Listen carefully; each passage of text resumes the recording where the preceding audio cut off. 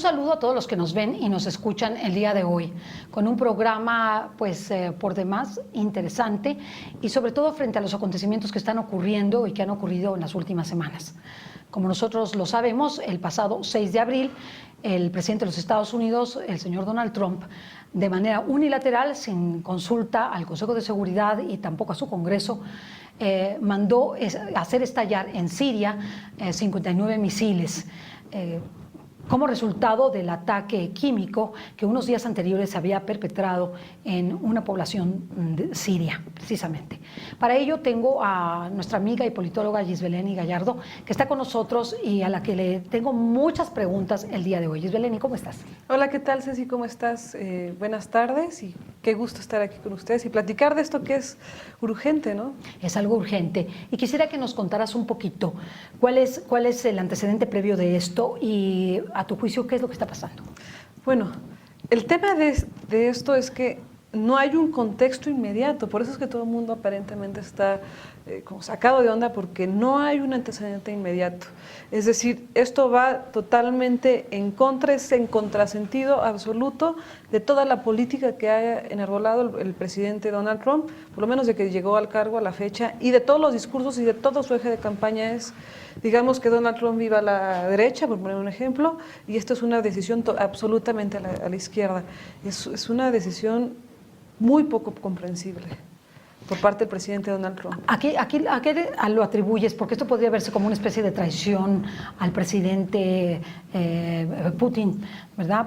Frente a la aparente amistad que había entre ellos. ¿Tú qué piensas al respecto? Mira, lo que pasa es que, como lo hemos venido diciendo en muchos programas, hay un juego muy fuerte al interior y al exterior de Estados Unidos por esta lucha por el poder.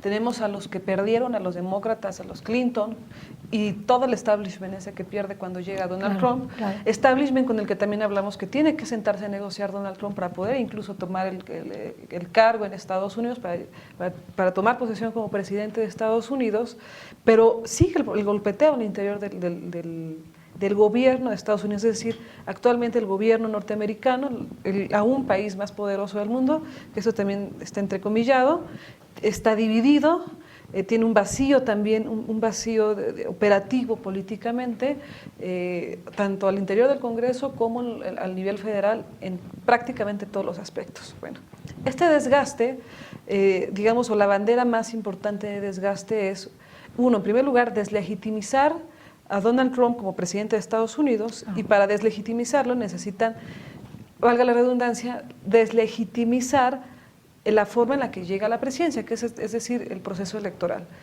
La forma que han intentado utilizar de deslegitimizarlo es, en primer lugar, poner en duda sus facultades mentales, ¿no? Sí. Que lo hablamos creo que aquí también sobre, ¿no?, esta iniciativa que hubo para intentar pues desprestigiar o desacreditarlo, ¿no? Decir que no está facultado mentalmente para ser presidente. Y otra, la intervención extranjera en el proceso electoral, particularmente Rusia. Y bueno, entonces derivado de esto, pues viene todo este golpeteo en torno a Donald Trump entre Rusia y Donald Trump, porque sí había, o sí existía, o sí existe aún aparentemente, un viraje del gobierno de Estados Unidos a favor de Rusia y viceversa. Lo decíamos, la llegada de Donald Trump cambia, sacude todo el eje geopolítico internacional. Lo que acaba de ocurrir va totalmente en contra de todo esto que les acabo de platicar, es decir, haz de cuenta que de repente Donald Trump dice un día que ya no es más cristiano y ahora es musulmán y se va a ir a la Meca de peregrinación. Es un viraje de locura, es exactamente lo que acaba de ocurrir.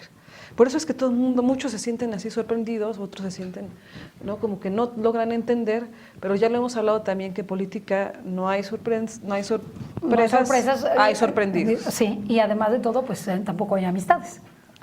Bueno, hay acuerdos. Hay acuerdos. Hay acuerdos. ¿Israel qué papel juega en todo esto? Israel. Bueno, Israel es fundamental. Digamos que los principales opositores al régimen de Bashar al-Assad, los que han insistido e incitado y presionado para el derrocamiento de Bashar al-Assad, han sido los israelíes.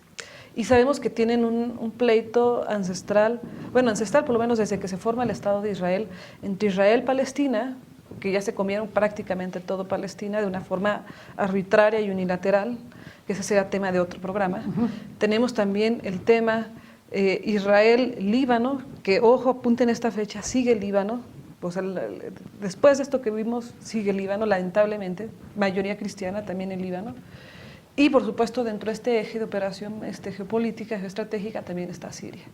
Es decir, estos tres países estorban al proyecto israelí supremacista, yo incluso diría, ¿no? Supremacista israelí, donde ellos consideran que son los dueños ancestrales de esa región. Y el pleito que existe entre judíos, musulmanes divididos, chiitas, sunitas, kurdos, con los cristianos y con las diversas denominaciones cristianas que están en la región. ¿Es un pleito por el petróleo y la supremacía para tener este recurso o tiene algo más que ver que el petróleo? Bueno, el petróleo es una de las aristas. Yo cuando luego leo algún análisis o veo algún comentario de esto es por el petróleo, es un análisis simplista, porque sí tiene que ver, no solo el petróleo, es también el gas y otras cuestiones energéticas. Y estratégicas de la zona. Estratégicas, sí. Pero influyen muchas otras cuestiones. ¿Por qué Siria es estratégico? Ya lo hemos hablado, pero vale la pena repetirlo. Es estratégico por su salida al mar Mediterráneo y salida al Mar Negro. El Mar Negro llega directamente a Rusia, comunica directamente a Rusia, y el Mar Mediterráneo comunica directamente con Europa y toda la parte norte de África.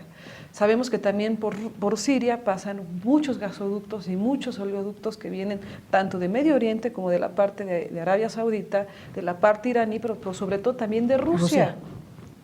Eso ya no solo, esa es la cuestión energética, pero esa es la cuestión también geoestratégica militar de seguridad, es decir, principalmente la OTAN o los países miembros de la OTAN, es decir, toda esta organización de países miembros de esta organización, que aparte son aliados, digamos, estratégicos, donde aparte el propio Estados Unidos tiene sus bases militares y opera militarmente. El gobierno de Estados Unidos, el gobierno de Estados Unidos, el ejército norteamericano, en alianza con los ejércitos locales, ahí sería otro tema el de la OTAN, pero eso está en el Mediterráneo, y luego entonces en el Mar Negro principalmente están los rusos y sus aliados, ¿no? Toda la región de Eurasia con Rusia. China, por supuesto, también está junto con Rusia, y tienes a Siria, Irán principalmente. Entonces, cuando vemos Siria es geoestratégica por estas cuestiones. Uno, primero, quieren llegar hacia Siria los israelíes, consideran que es parte de la tierra prometida, es una cuestión expansionista, pero también religiosa, ¿no? Los judíos quieren regresar a su tierra, claro. ¿no? Y bueno, ahí hay también pleitos ancestrales entre Damasco y Jerusalén de 3.000, 4.000 años, ¿no? Y esta es la cuestión religiosa, la cuestión política, la cuestión geoestratégica. Otra cuestión, Siria queda también, es vecino de Irak, es vecina de Turquía y es vecina también junto con Irán. Entonces Siria es un lugar fundamental. Clave. Luego entonces por eso Rusia no suelta a Siria. Es estratégica, necesita Siria para sacar su petróleo, para sacar su gas, para posicionar sus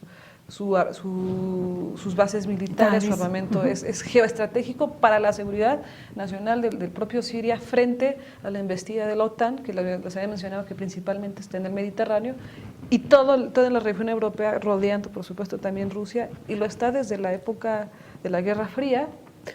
Y pues bueno, también viene la cuestión energética, el petróleo de Emiratos Árabes y de Arabia Saudita, claro, ¿no? Que también es geoestratégico y mantiene los equilibrios económicos entre prácticamente el mundo, porque sabemos que el mundo se mueve en función de los precios de ciertos commodities, pero particularmente del petróleo, ¿no? Ahora, cuéntanos, ¿cuál fue la reacción, para que lo sepa nuestro auditorio, de Vladimir Putin? ¿Cómo reaccionó él y cómo está reaccionando? El tema de la reacción de Vladimir Putin es que prácticamente no ha habido reacción de Vladimir Putin. Es lo que es sorprendente. Yo lo comentaba, no está el mundo en manos de él, o sea, realmente la situación geoestratégica o política a nivel internacional está en manos de Rusia, particularmente en manos de Vladimir Putin, las decisiones que él tome. Y no ha habido un pronunciamiento claro, ¿no? Claro, no lo ha habido. Salió su portavoz, salió la portavoz, ni siquiera la portavoz de la Cancillería rusa, salió el vicepresidente, salieron los ministros de Defensa, pero propiamente Vladimir Putin no ha tenido un pronunciamiento. Y digamos que podríamos decir que es una reacción prudente. Lo que dijeron es que, bueno, no van a permitir que sus bases militares sean atacadas, que van a responder de manera ejemplar si en dado caso son atacados, pero hasta el momento no ha habido la respuesta que era la que más nos atemorizaba, y estamos a algunos días, tiene 2 o 3 días que pasó esto, un par de días, entonces podemos suponer que están en las negociaciones, aún están en las negociaciones, y que pues también deben estar pensando los pros y los contras. Pero esto vuelve a sacudir, digamos, el reacomodo geoestratégico, geopolítico. Yo creo que también valdría la pena que habláramos un poco más adelante sobre los porqués, ¿no? Sí, porque a mí me gustaría un poco que nos explicaras si tú consideras que esto lo realizó Donald Trump de acuerdo con Vladimir Putin. Ese sería lo más maquiavélico. Híjole, es un poco aventurado suponer que hayan estado de mutuo acuerdo. Todo quiere decir… La reacción de él, la forma en la que se desarrollaron los eventos, pues no parece haber, para un Vladimir Putin que nosotros conocemos, que es brioso, que hay quien dice que tiene la mecha corta, o sea, que responde a la primera. Bueno, al contrario, Vladimir Putin ante situaciones similares ha reaccionado de manera muy fría, o sea, me refiero fría, pero fría en el aspecto de se ha contenido. Le tiraron un avión militar hace no mucho que iba parte de la armada rusa, ya le tiraron aviones comerciales abiertamente. Le mataron a su embajador.